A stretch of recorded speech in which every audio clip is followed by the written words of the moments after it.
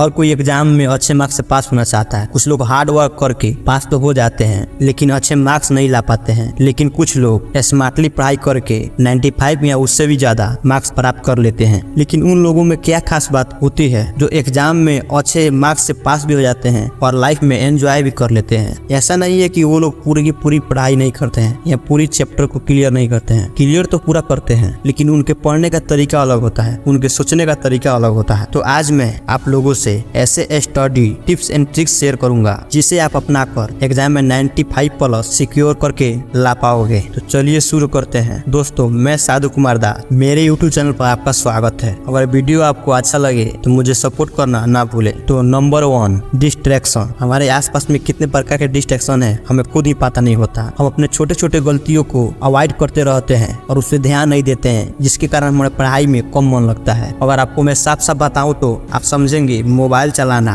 या आसपास टीवी चलते हुए समय पे पढ़ाई करना, बल्कि ये तो छोटे मोटे डिस्ट्रैक्शन है। इससे भी भारी कोई डिस्ट्रैक्शन होता है और वो है पढ़ाई करने के दौरान हमारी माहौल। हम किस इन्वायरमेंट में पढ़ाई कर रहे हैं और किस तरह से कर रहे हैं। आप जहाँ पे पढ़ाई कर रहे हैं वहाँ पे कैसा माहौल है ये आपको जरूर पता होना चाहिए। इसीलिए पढ़ाई करने के दौरान वहाँ साफ सुथरा और बिल्कुल शांत इलाका होना चाहिए, जिससे आपकी डिस्ट्रैक्शन बिल्कुल न हो पाए और आपकी पढ़ाई में अच्छे से अच्छे मन लगे। देखो, डिस्ट्रैक्शन का तो कई तरीका हो सकता है। आप पढ़ाई करने के दौरान अपने मोबाइल को साइड में रख कर ऑफ कर सकते हैं या आप अपने फोन को अपने से दूर ही हटा सकते हैं। लेकिन डिस्ट्रैक्शन से पहले आपको खुद से मेंटालिटी सोचना पड़ेगा कि मैं जो कर रहा हूँ वो जरूरी है या मेरा मोबाइल जरूरी है। इसलिए पहले आप अपने आप को क्लियर करिए, उसके बाद आपके आसपास के जितने भी माहौल होंगे वो सारे अच्छे से होने लगेंगे और सब कुछ आपको सपोर्ट में मिलने लगेगा। नंबर 2, पढ़ाई करने का एक रूल्स होता है। जैसे इस धरती पे जो कुछ भी बना है एक समय के बाद वो थकना या रुकना बंद हो जाता है, उसी तरह हमारा माइंड भी है। हमें इसे कंटिन्यू करते करते रहने की आदत डालना पड़ेगा। अगर ऐसा बार बार करते हैं तो हमारा भी माइंड एक समय के बाद थकना या काम करना बंद कर देता है। इसलिए हमें पढ़ाई करने का एक रूल पता होना चाहिए। हमें बीच बीच के दौरान अपने माइंड को वे खुशी देना चाहिए जो जरूरी होता है। आप पढ़ाई का एक रूल बनाइए, जैसे 80 एंड 20 का रूल। जी हाँ मेरे दोस्त, अगर आप 1 घंटा पढ़ाई कर रहे हैं तो उसके बीच 10 मिनट का गैप लीजिए और उस 10 मिनट में आप मौज मस्ती या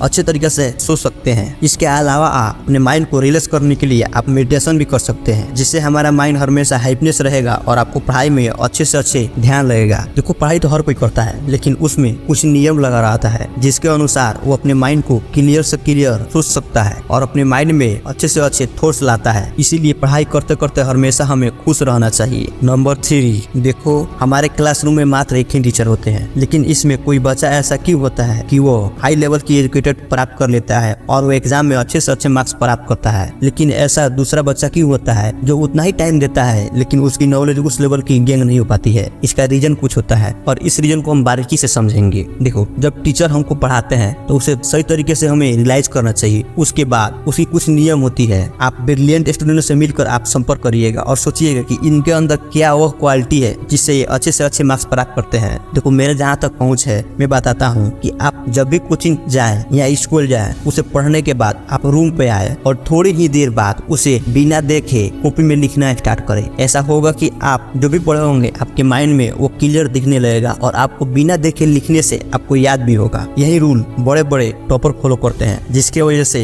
वो अपने एग्जाम में अच्छे से अच्छे मार्क्स प्राप्त करते हैं। और उनका ये नियम होता है कि मैं कॉपी में उतारने से बेहतर अपने माइंड में उतारूं, जिससे हम कहीं भी किसी भी तरह का सवाल आए तो हम उसे जवाब दे सकूं। ये आप भी फॉलो करके देखिएगा, आपको भी ऐसा महसूस होगा कि मुझे पढ़ने से ज्यादा लिखने में याद होता है। Number 4, previous question answer. पिछले 5 साल में पूछे गए क्वेश्चन आंसर। एक बार ध्यान दिए होंगे कि जो भी टॉपर स्टूडेंट होंगे वो पिछले 5 साल में जो भी क्वेश्चन आया होगा उसको अच्छे तरीके से रिवाइज और रीड करके जाते हैं। आप भी अगर अपने एग्जाम में अच्छे से अच्छे मार्क्स प्राप्त करना चाहते हैं तो पिछले 5 साल की क्वेश्चन पेपर सही तरीके से और सही ढंग से पढ़ाई करके एग्जाम देने जाइएगा, जिससे आपको पता होगा कि पिछले 5 साल में क्या क्या पूछा है और उसी लेवल का क्वेश्चन इस समय भी पूछेगा। देखो, इस बात का हम पूरा गौर करते हैं कि यह मेथड बहुत से टॉपर बताते हैं और इसे आपको भी फॉलो करना चाहिए। एक बार फॉलो करके देखिएगा और अच्छे से अच्छे क्वेश्चन नहीं आए और आपका एग्जाम क्लियर नहीं हो पाएगा तो मेरे वीडियो को डिसलाइक मार दीजिएगा। ये मैं पूरा 100% कहता हूँ। नंबर 5, भूलने की बीमारी। हम कोई भी चीज करते हैं या किसी भी प्रकार की काम करते हैं उस पर ध्यान नहीं देते हैं। एक बार आप सोच कर देखिए कि आप ही यह वीडियो देख रहे हैं, क्या इस वीडियो को उतना % ध्यान दे रहे हैं जितना % देना जरूरी है। आप अपने लाइफ में इसको फॉलो करने वाले हैं। मैं जानता हूँ कि 100% में मात्र 5 से 7% बच्चों ही फॉलो करेंगे, लेकिन जो बच्चे फॉलो नहीं करेंगे उनके बारे में तो सोचकर देखिए, वो क्या इस वीडियो पर ध्यान दे रहे हैं? नहीं। यही बात होता है, वो अपने जिंदगी में किसी भी काम को करने के दौरान ध्यान नहीं देते हैं। वो जब पढ़ाई कर रहे हैं या मोबाइल चला रहे हैं या किसी अन्य फील्ड में काम कर रहे हैं, हमें ध्यान होना चाहिए कि मैं जो कर रहा हूँ वो मेरे लिए सही है या गलत। अगर इसको आप रियलाइज कर लेते हैं तो आपको हमेशा किसी भी फील्ड में एक्सपर्ट बनने से कोई नहीं रोक सकता। इसलिए आप अपने बातों को हमेशा गौर करिए और कोई भी काम में ध्यान लगाकर और मन लगाकर करिए। देखिए दोस्तों, मैं तो एक नॉर्मल सा स्टूडेंट, लेकिन मैं आपको कुछ सिखाने और कुछ बताने की कोशिश कर रहा हूँ। अगर मेरी वीडियो से कुछ भी सीखने को मिलता है तो मेरे वीडियो को प्लीज लाइक और शेयर जरूर करें। थैंक यू दोस्तों, खुश रहिए और खुशियाँ बांटते रहिए।